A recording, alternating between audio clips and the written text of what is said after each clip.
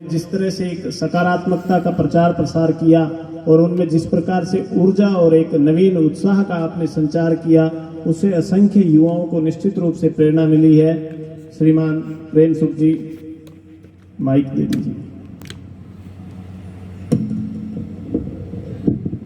स्वागत है।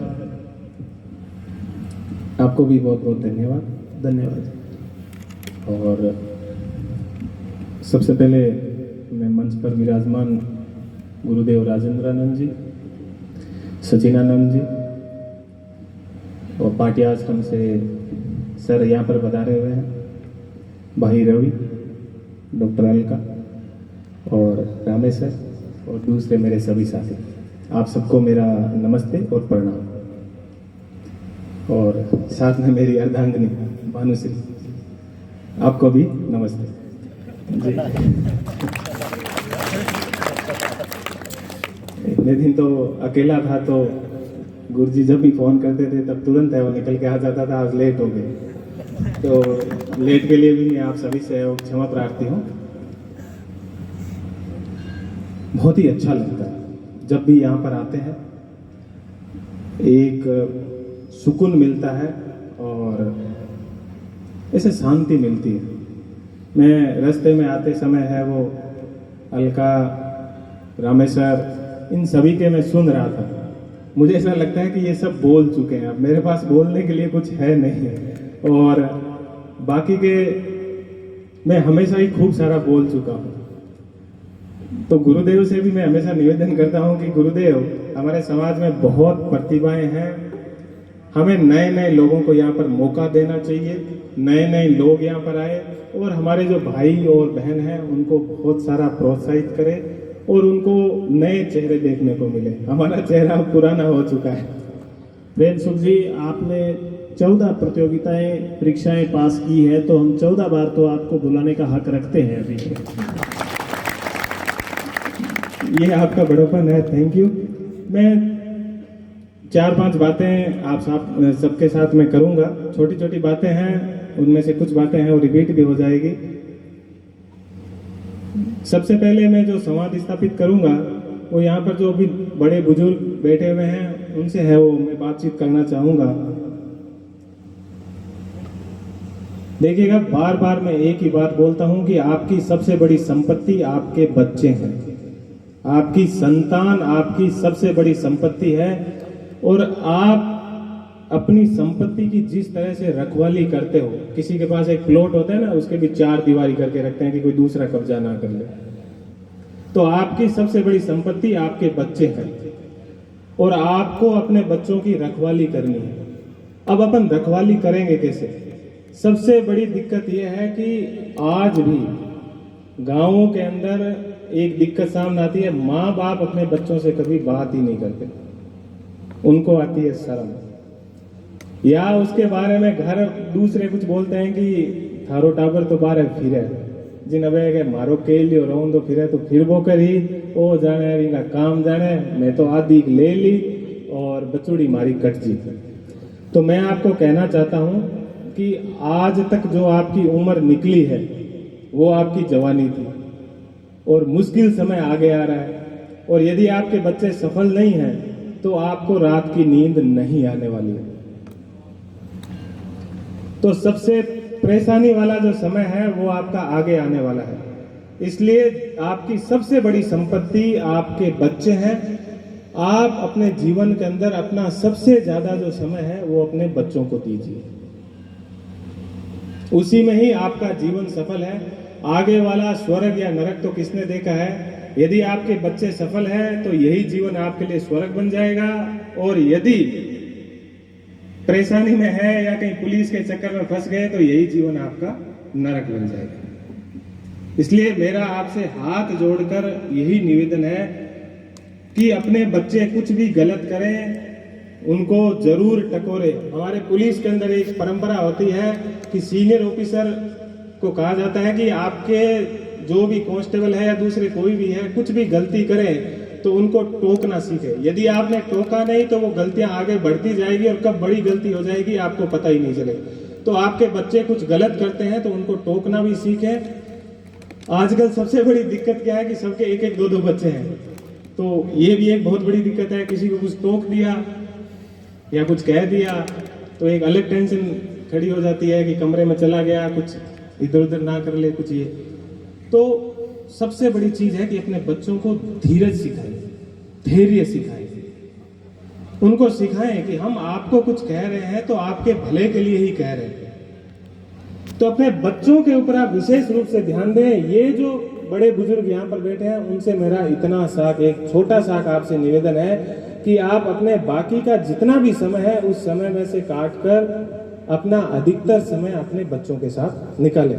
उनके कोई दिक्कत आती है उनको देखिए, वो कहाँ उठता है, कहाँ बैठता है, किसके साथ जाता है, स्कूल जाता है कि नहीं जाता है, सुबह कितने बजे उठता है। आप उनकी सब चीजों का ख्याल रखिए और बहुत ही प्रेम से उसको है वो आप समझाइए।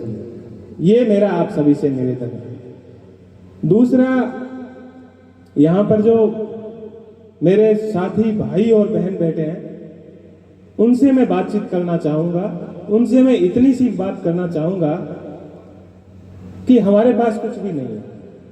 हम इस पश्चिमी राजस्थान के निवासी हैं और यहाँ पर आंधियां चलती है और ऐसा नहीं है कि मैंने कोई बहुत कुछ स्पेशल कर दिया। हम सबकी आर्थिक, सामाजिक, सांस्कृतिक सब स्थितियां एक जैसी है। आप सभी सरकारी में पढ़े होंगे, प्राइवेट में स्कूल में पढ़े होंगे, उससे कोई फर्क नहीं पड़ता। सरकारी जैसी प्राइवेट स्कूल है, सबकी स्थिति यहाँ पर एक जैसी है। तो हम सबकी स्थिति एक जैसी है और हमारे जीवन के अंदर सबसे बड़ा कोई परिवर्तन, कोई चीज ला सकती है तो वो है शिक्षा, एजुकेशन।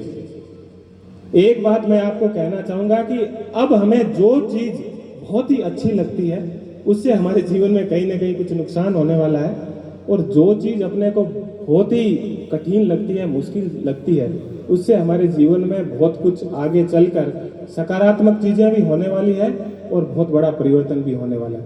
तो जो अच्छी लगने वाली चीजें हैं, मैं कुछ उदाहरण देके आपको बताऊंगा कि इस उम्र के अंदर अपने पास अच्छा मोबाइल हो, अपने पास अच्छी गाड़ी हो, अपने पास अच्छे कपड़े हो, ये सब चीजें अपने को बहुत अच्छी लगती है। अपन इंस्टाग्राम यूज करें, सोशल मीडिया पूरा अपन यूज करें, ये सब चीजें अपने को बहुत अच्छी लगती है। ये सब चीजें आपको पता है कि आगे चलकर परेशान करने वाली है। और इस समय अपने को सबसे मुश्किल कोई चीज लगती है तो वो लगती है पढ़ाई। सबसे मुश्किल लगती है, ऐसे लगता है कि छोड़ो नहीं। जब एग्जाम देके आते हैं तो उसके बाद में किताब को फेंक देते हैं कि चल इसका पीछा छुड़ा। 10वीं अधिकतर लोगों को गणित से डर लगता है, मैथमेटिक्स से, और जैसे ही 10वीं क्लास पूरी करते हैं तो सबसे पहले जैसे ही इंग्लिश का या मैथमेटिक्स का जो पेपर है वो पूरा होता है तो बुक को फेंकते हैं कि पीछा छूटा, आज के बाद इसके कभी हाथ ही नहीं लगाए। तो इसलिए मैं आपसे कहना चाहूंगा कि इस समय आपको जो चीजें सबसे मुश्किल लगती है वो आपके जीवन में बहुत बड़ा परिवर्तन लाने वाली है, और वो पढ़ाई है आपको जो सबसे मुश्किल लगती है, और यही आपके जीवन में सबसे बड़ा परिवर्तन लाने वाली है। हम आज इस जगह पर बैठे हैं तो हम कोई स्पेशल नहीं है, वो शिक्षा ही है जिन्होंने हमें यहाँ पर बिठाया है। आपकी तरह ही हम हैं, वही 2 आंख है, वही 2 कान है, वही, और फेस भी वैसा ही है, कोई स्पेशल नहीं है, कोई बहुत ज्यादा सुंदर या ऐसा कुछ चुनकर हमें यहाँ पर नहीं बिठाया, वैसे ही है। तो आपके जीवन में सबसे बड़ा परिवर्तन लाने वाली चीज है पढ़ाई। तो आप जितना पढ़ सकते हो, जितना सेक्रीफाइस कर सकते हो पढ़ाई के लिए, सब चीजों को कर डालिए, और अपना जितना कुछ आप कर सकते हो आप पढ़ाई के ऊपर अपना ध्यान दे लीजिए। मेरे भाई साथ में रवि बैठे हैं, मैं इनकी बात को बिल्कुल नहीं काटूंगा। जिस चीज में आपका शौक हो, जैसे इन्होंने यहाँ पर क्रिकेट यानी स्पोर्ट्स के अंदर आगे बढ़े, तो जिस चीज के अंदर आपका शौक है उस चीज के अंदर आप आगे बढ़िए, तो बहुत ही अच्छा रहेगा। और न केवल आपके लिए अच्छा रहेगा, आपके माँ बाप, आपका गांव, सब लोगों को आपके ऊपर नाज होगा, वो बहुत ही खुश होंगे सब। तो मेरा आपसे इतना ही निवेदन है कि आप खूब पढ़िए। बहुत मुश्किल लगेगा इस समय आपको पढ़ना। दूसरी तरफ जो मेरी बहनें बैठी हैं उनसे मैं बार बार हर जगह एक बात बोलता हूं, और मुझे लगता है कि वो सबसे इंपॉर्टेंट बात है। आपके जीवन में परिवर्तन लाने का या आपको बराबरी दिलाने का एकमात्र जरिया है आपकी पढ़ाई। आप पढ़ोगे तभी आपको जीवन के अंदर आप अपने सपने पूरे कर पाओगे, ये चीज भले ही हम मंच के ऊपर बैठ के कितना ही बोल दें, लेकिन इस बात को आप अपने दिमाग में बिठा के रखिएगा कि आप पढ़ोगे नहीं तो समाज पुरुष प्रधान समाज है और आपको कोई जीवन के अंदर दूसरा मौका नहीं मिलेगा, कोई जीवन के अंदर दूसरी अपॉर्चुनिटी नहीं मिलेगी। तो आपके लिए एक ही तरीका है पढ़ाई। तो घर वाले आपको पढ़ने का मौका देते हैं तो आप उनको ये बता दीजिएगा कि हाँ, हम किसी से कम नहीं। गोबर से पीछा छुड़वाने का एक ही तरीका है और वो है पढ़ाई। नहीं तो हर कोई यही चाहता है, आप किसी के भी घर चले जाइए, हर किसी का पुरुष प्रधान समाज है और उनके दिमाग में यही चलता है, बहू आए, गोबर डाले, पशुओं की सेवा करें। ये भी अपने जगह में अच्छी चीज है, लेकिन केवल बहू ही क्यों? तो बहनों, मेरा सिर्फ आपसे इतना ही निवेदन है, घर वाले मौका देते हैं तो खूब पढ़ लिख लीजिए, खूब पढ़िए, खूब आगे बढ़िए। एग्जाम्पल आपके सामने है, वो बैठे हैं। तो मेरा आपसे इतना ही निवेदन है कि आप खूब पढ़िए। दूसरा, मैं बार बार देखता हूँ कई जगह पर सत्संग चलती है तो कोई बोलते हैं, या कहीं दूसरी जगह कुछ ऐसे वीडियोज आते हैं कि भाई किसी को मोबाइल नहीं रखना चाहिए, किसी को कुछ नहीं रखना चाहिए। मेरा सीधा सा आपको इतना सा संदेश है, वर्तमान समय में अपन किसी भी चीज के बिना नहीं रह सकते। अपन मोबाइल के बिना भी नहीं रह सकते, अपन सोशल मीडिया के बिना भी नहीं रह सकते। बस गीता की एक बात हमेशा ध्यान रखिएगा, गीता में भगवान श्री कृष्ण ने भी यही बात कही है कि आप अपने इंद्रियों को कभी भी मार नहीं सकते, उनको आप दबा नहीं सकते, उनको आप नियंत्रित कर सकते हो। तो सोशल मीडिया का यूज आप नियंत्रित कर सकते हो। आप अपने अंदर इतनी समझ पैदा कर लीजिएगा कि मेरे को क्या इसके अंदर करना है, क्या नहीं करना है, कब इसका उपयोग करना है, कब इसका उपयोग नहीं करना है। आप अपना स्टेटस अपने मोबाइल से या अपनी गाड़ी से साबित मत करिएगा। ये सब चीजें आपको जीवन में बाद में मिलने वाली है। आपको बढ़िया से बढ़िया गाड़ी भी मिलने वाली है, बढ़िया से बढ़िया मोबाइल भी मिलने वाला है, क्योंकि वो सब कुछ बाद में आप ही लेने वाले हो। उससे अब आप किसी को शोबाजी कर दोगे, बढ़िया आपके पास स्टंट वाली बाइक होगी, आप किसी को चला के और किसी को इम्प्रेस कर दोगे, उससे कोई फर्क नहीं पड़ने वाला है। बाद में भी आप वही बाइक लिए घूमते रहोगे। तो मेरा इतना ही निवेदन है कि आप अपना स्टेटस अपनी इन चीजों से साबित ना करें, आप अपना स्टेटस अपनी पढ़ाई से बनाएं। हो सकता है कि जब आप गांव से निकलोगे, आपके कंधे के ऊपर आटा होगा, या आप घर से अपना सामान लेके जाओगे, गांव के अंदर गुआड़ के अंदर बैठे 10 लोग आपको हंसेंगे कि फलाने वाला तो वही फिरा है। लेकिन वो आपका संघर्ष होगा और उस संघर्ष का जो परिणाम होगा, उसके बाद में वो जो इस तरह से कहने वाले लोग थे, वो भी छुप के कहेंगे कि यार बंदे ने बहुत मेहनत की। तो उनसे आप कभी मत घबराइएगा कि पता नहीं मैं गांव की गुआड़ से या चौपाल से निकलूंगा तो कौन क्या कहेगा, कोई फर्क नहीं पड़ता। आप हमेशा ध्यान रखिएगा, दुनिया पैदल को भी हंसती है और दुनिया चढ़े हुए को भी हंसती है। तो अपने को तो जो सही है वो करना है, और अपने लिए जीवन के अंदर एकमात्र शॉर्टकट है किसी भी चीज को पाने का, वो है पढ़ाई, और पढ़ाई के अंदर खूब सारी मेहनत। उसके अलावा अपने पास कुछ भी नहीं है, कोई किसी चीज का कोई शॉर्टकट नहीं है। और हर व्यक्ति की अपनी खासियत होती है, कोई पढ़ाई में बहुत होशियार होता है, कोई बहुत कमजोर होता है, या कोई, मैं खुद कभी होशियार नहीं रहा। ऐसा नहीं है कि मुझे सब जगह सफलता मिली। मैं तो खुद मेडिकल के अंदर डॉक्टर बनना चाहता था, नहीं बना, फेल हो गया। कांस्टेबल की भर्ती के अंदर भी दौड़ा था, कांस्टेबल भी नहीं बना। तो उससे कोई फर्क नहीं पड़ता। आप पढ़िएगा, जितना हो सके पढ़िएगा। जो गट्टे पे बैठ के, चौपाल में बैठ के, एक हाथ के अंदर जो खैनी लगाते हैं, जर्दा लगाते हुए कुछ भी बोलते हैं, उससे कोई फर्क नहीं पड़ता। उनकी बातों से फर्क पड़ता तो वो जीवन में बहुत आगे जाता है। अधिकतर बच्चे मेरे को कहते हैं कि साहब गांव वाले हंसते हैं, ये क्या फर्क पड़ता है उससे हंसने से, लोगों का काम ही हंसना है। तो मेरा इतना ही निवेदन है, खूब पढ़िए, कभी भी इन चीजों से डिमोरलाइज मत होइए, आग अपने अंदर रखिए। मैं यहाँ पर बोलूंगा, उससे हो सकता है कि आप बहुत ज्यादा मोटिवेटेड थोड़ी सी देर के लिए हो जाओगे, लेकिन हमेशा तो नहीं रह पाओगे। अपने अंदर होनी चाहिए आग कि नहीं, मुझे तो ये करना है। और कुछ करने के लिए आपको बहुत कुछ सेक्रीफाइस भी करना पड़ता है, बहुत सी चीजें आपको छोड़नी भी पड़ती है, बहुत से फंक्शन छोड़ने पड़ते हैं, बहुत सी चीज़ें छोड़नी पड़ती है, बहुत से लोगों से सुनना पड़ता है। तो ये सब चीज़ें अपने को जीवन में करनी पड़ेगी। ये आपका त्याग है और उसके बाद में सफलता मिलेगी, तभी तो मजा आएगा। इसलिए इतना ही निवेदन है, बार बार मैं आपसे इतना ही निवेदन करूंगा कि अपने जीवन के अंदर परिवर्तन लाने वाला कोई एकमात्र जरिया है तो वो है शिक्षा। और जब भी मैं यंग जनरेशन से, बच्चों से, मुझे बहुत ही मजा आता है, जहां पर भी बुलाते हैं, जब मुझे टाइम मिलता है मैं जरूर कोशिश करता हूं जाने की, और बहुत ही अच्छा लगता है। उनसे मिलता हूं, उनसे बातचीत करता हूं। तो आज के बाद इतना आप देख लीजिएगा कि अपने बच्चों को खूब सारा टाइम दीजिए, बच्चों को आगे बढ़ाइए। कोई जरूरी नहीं है वो आईपीएस बने, आईएएस बने, डॉक्टर बने और कुछ दूसरा बने। वो पढ़ लिख लिया, आपका घर खुश है तो आप खुश हो, तो सब कुछ आपके लिए यहीं पर। तो इतना सा निवेदन है कि अपने बच्चों को खूब पढ़ाइए। और दूसरी चीज जो एक नशे वाली मैं कहना चाहूंगा, बहुत खराब सिचुएशन है, बहुत ही खराब स्थिति है। लोग पता नहीं कैसे चीजों को कह के टाल देते हैं कि टावर है, थोड़ा सा कींगा कर लियो।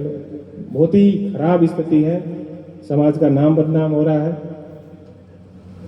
हो सकता है आपके पास पैसा नहीं होगा, कुछ प्रोग्राम, कुछ चीजें अपन कम कर लेंगे, इस तरह से खराब तरीके से पैसा कमा के और बहुत कुछ कर भी लेंगे तो क्या उखाड़ देंगे, कुछ नहीं कर पाएंगे।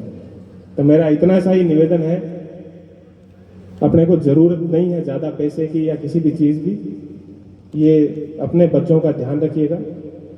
मैं आपको बता दूं, ये सांचौर एरिया का तो बोलते हैं कि सांचौर जो धीरे धीरे नोखा की तरफ भी आ रहा है। मुझे तो पता है, मैं पुलिस के अंदर हूं, नशा सब जगह आ रहा है, घर वालों को पता नहीं है। आपके बच्चे रात को कब आते हैं, कब जाते हैं। हाथ जोड़ के आपसे निवेदन है, गुरु महाराज ने भी यही कहा था, केवल अपन बातें करेंगे उससे कुछ नहीं होगा, ये नशे से आप बचिए।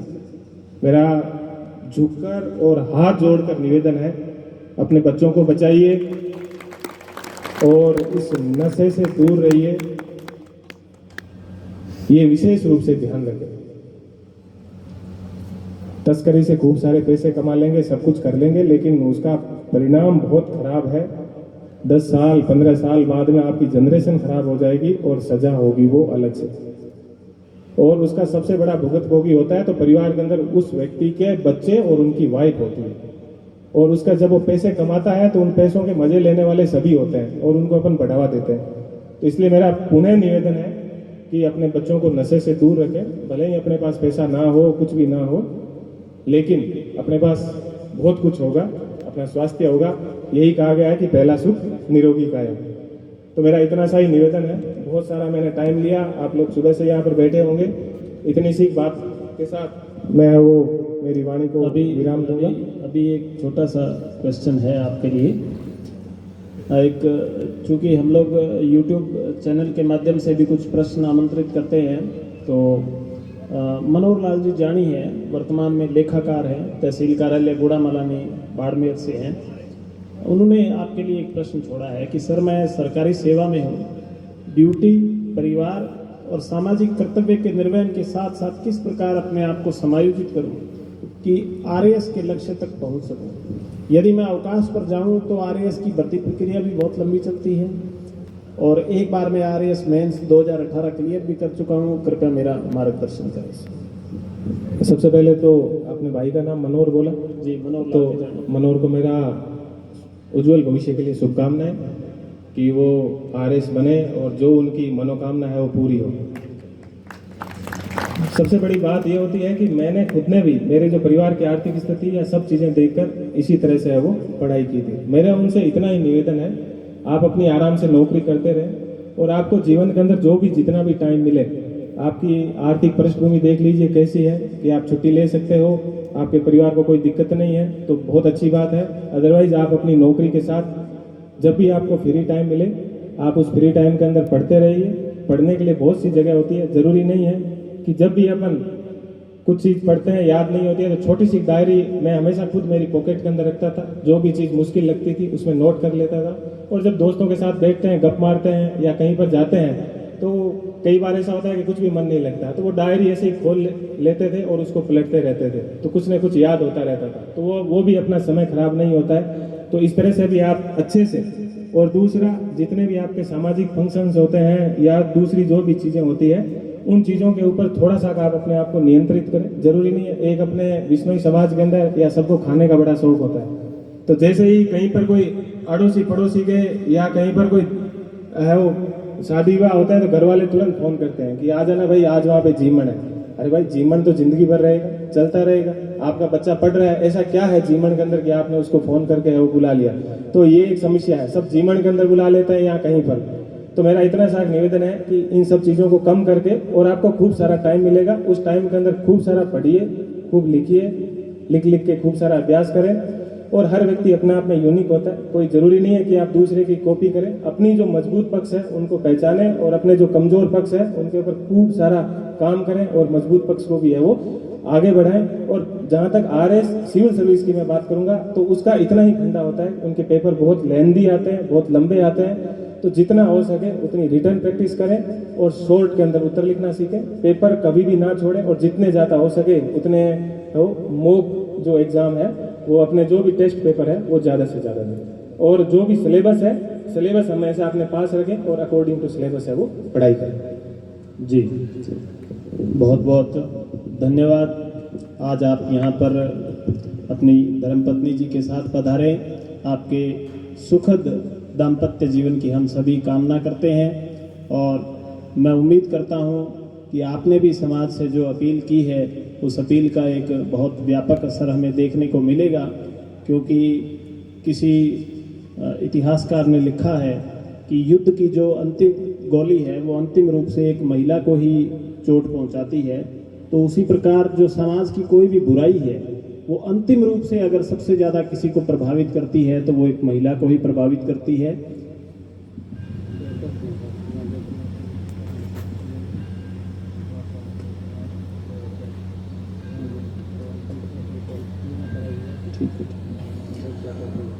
कुछ 12वीं क्लास के बच्चों के प्रश्न थे, वो प्रेम सुख जी से जानना चाहते थे कि सिविल सर्विसेज की जो तैयारी है उसका उपयुक्त समय कौन सा है, कब से उन्हें तैयारी शुरू कर देनी चाहिए? मैं ये कहना चाहूँगा कि सिविल सर्विस के लिए कोई ऐसा फिक्स समय नहीं होता है। आदमी जब जागे तभी सवेरा है। और विशेष रूप से यदि कोई आदमी, क्योंकि वर्तमान समय की अच्छी बात यह है कि बच्चे, हम तो इतना जानते नहीं थे, और अभी बच्चे अच्छा है कि इतना ज़्यादा है, वो सिंसियर भी हो गए हैं अब, और ज़्यादा ध्यान भी रखते हैं। तो मेरा उनसे यही कहना है कि सिविल सर्विस भी कोई अलग से या ऐसा कुछ भी नहीं है। जब भी अपनी पढ़ाई करें, क्योंकि सिविल सर्विस की तैयारी भी करते हैं तो उस समय भी यही बोलते हैं कि भाई आप 6th क्लास से लेकर 12th क्लास तक की NCERT आप अच्छे से पढ़िए। तो मेरा यही कहना है कि अपनी पढ़ाई को करते रहें, और जिस अपनी पढ़ाई को कर रहे हैं उनको बहुत ही अच्छे से करें, तो आगे जाकर वही चीज़ उनके काम आने वाली है। एग्जाम में भी अपन उतनी ही लिख पाएंगे। तो 10th क्लास के अंदर है तो 10th क्लास को अच्छे से करें, उसके बाद थोड़ा सा सिविल सर्विस के प्रति सिंसियर हो जाएं, और अपनी जो NCERT है उनको अच्छे से पढ़ें, और उसके साथ साथ चारों तरफ क्या हो रहा है उसको देखता रहे। उसके लिए बहुत ही अच्छा तरीका होता है कि घर के अंदर टीवी होती है, बिना टीवी कोई नहीं रह सकता। अपन कहेंगे भाई घर के अंदर टीवी नहीं रखेंगे, तो ये इम्पॉसिबल है, ये अव्यवहारिक बात है। टीवी होगी अब घर के अंदर, मोबाइल भी होगा, तो उसका सबसे अच्छा तरीका ये है कि राज्यसभा टीवी आती है, शाम को घंटा आधा घंटा राज्यसभा टीवी देखें। उनके अंदर बहुत ही अच्छे अच्छे मुद्दे होते हैं, उनके ऊपर बहस होती है, उनको देखें। तो उनको चारों तरफ क्या हो रहा है या देश के अंदर क्या हो रहा है उनके ऊपर वो उनको जानकारी होगी। BBC आती है, आधा घंटा BBC शाम को सुन ले। तो ये सब चीज़ें होती है जो अपनी पढ़ाई के साथ साथ वो करता रहे। क्योंकि सिविल सर्विस ऐसा कोई एग्जाम नहीं है जिसके अंदर हम एक किताब ली, उसको रट के गए और वहाँ पर एज इट इज क्वेश्चन आ गए और उसके उत्तर लिख दिए। ऐसा कुछ भी नहीं है। अपने व्यवहारिक जीवन से संबंधित आप और हम यहाँ पर जो बात कर रहे हैं, वहीं पर भी वहाँ पर एक पेपर होता है इथिक्स और इंटीग्रिटी, तो उसी के अंदर है वो जो अपन आपस में बातचीत कर रहे हैं, या जो सम्मेलन के अंदर, सेमिनार के अंदर जो बात हुई, सबने की, वही बात अपन वहां पर भी लिख देते हैं। यही इसी प्रकार से ऐसे होता है। तो बस अपनी एक व्यवहारिक समझ रखना और जो आप पढ़ाई कर रहे हो उस पढ़ाई को अच्छे से करना। और साथ में मेरा इतना सा सबसे निवेदन होता है, अपने परिवार की स्थिति को देखकर कई बार अपन क्या होता है कि बहुत ज्यादा भावुक हो जाता है, भाई मैंने यहाँ पर कह दिया तो बस अब तो मैं जाके है वो 1 मिनट के अंदर ये सब कर लें। ऐसा करने की जरूरत नहीं है, ये कोई एक दिन का काम नहीं है। अपनी परिवार की आर्थिक स्थिति देखें, स्थिति अच्छी है ठीक है, अदरवाइज अपने पास एक सेफ जोन भी रखें, कोई छोटी मोटी एक नौकरी पकड़ लें और नौकरी के बाद आप खूब सारे, नहीं तो इसमें बहुत सारी दिक्कत होती है। अपन बहुत पढ़ाई भी करते हैं, बहुत इंटेलिजेंट भी होते हैं, कई बार अपना सिलेक्शन नहीं होता है तो उस समय अपन डिप्रेशन में आ जाते हैं, फिर किसी लायक नहीं बचते हैं। तो मेरा इतना ही निवेदन है, अपनी छोटी मोटी एक नौकरी पकड़ लीजिए, उसके बाद में कीजिए, भाग्य होगा, अच्छी तैयारी है, हो जाएगा तो अच्छी बात, नहीं होगा तो ईश्वर को और कुछ मंजूर था। तो इतना सा है वो मेरा निवेदन। जी बहुत बहुत धन्यवाद। अब कार्यक्रम अभी लंबा चलेगा तो कृपया अभी धैर्य